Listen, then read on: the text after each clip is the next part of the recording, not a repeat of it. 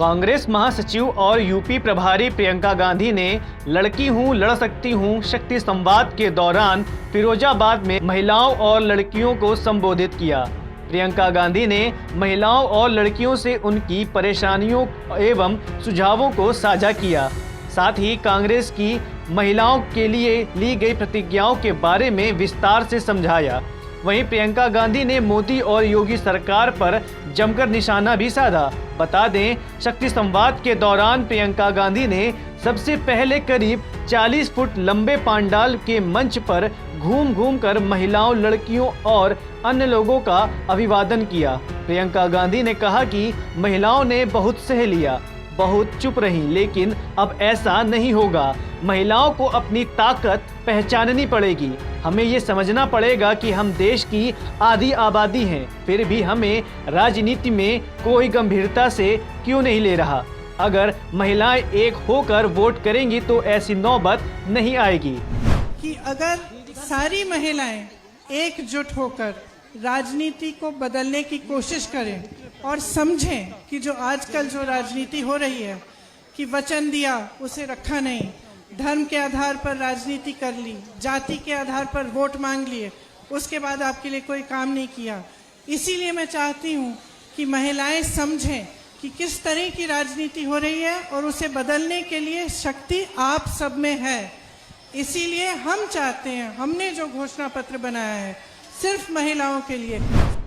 प्रियंका गांधी ने योगी मोदी पर निशाना साधते हुए कहा कि चुनाव के समय ही महिलाओं की याद सरकार को आती है तथा 5 साल तक वह किसी की समस्या नहीं सुनती, चुनाव के बाद भुला दिया जाता है। उन्होंने कहा कि महिला देश की बहुत बड़ी ताकत है, महिलाएं बहुत समझदार होती हैं, उन्हें गुमराह नहीं किया जा सकता। प्रियंका गांधी ने कहा कि शिक्षा के लिए पूरी तरह से गंभीर हैं और जो भर्ती हैं उनको पूरा कराया जाएगा तथा लाखों बेरोजगारों को रोजगार देने का काम कांग्रेस की सरकार द्वारा किया जाएगा।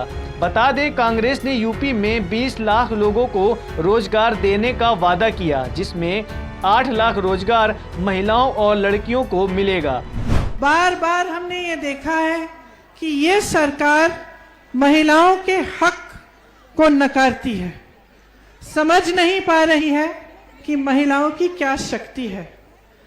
इसी तरह से जब भी चुनाव में आपके सामने आते हैं तो कभी आपकी सशक्तिकरण की बात नहीं होती, आपकी भलाई की बात नहीं होती। योजनाएं, स्कीम, बहुत घोषणाएं होती हैं, लेकिन उन घोषणाओं को कभी जमीन पर बनाया नहीं जाता है, कराया नहीं जाता है। जो मानसिकता ये है वो मानसिकता है कि महिलाओं को नकारा जा सकता है। मैंने ये नारा लड़की हूं लड़ सकती हूं क्यों शुरू किया है?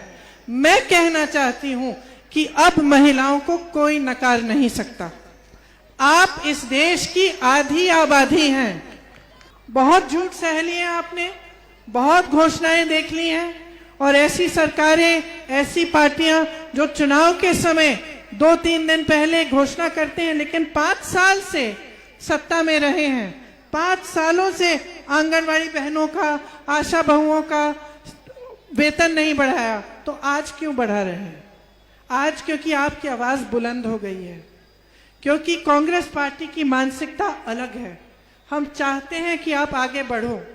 हमने एक घोषणा पत्र बनाया है, उसका नाम है शक्ति विधान।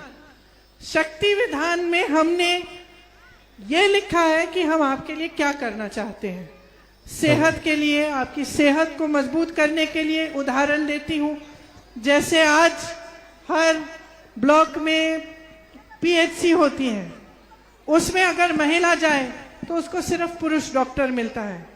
हम ये कह रहे हैं कि हम हर जगह एक अलग सेक्शन बनाना चाहते हैं जिसमें हमारी बहनों के लिए एक महिला डॉक्टर हो जो आपकी समस्याओं को अलग से सुन पाए।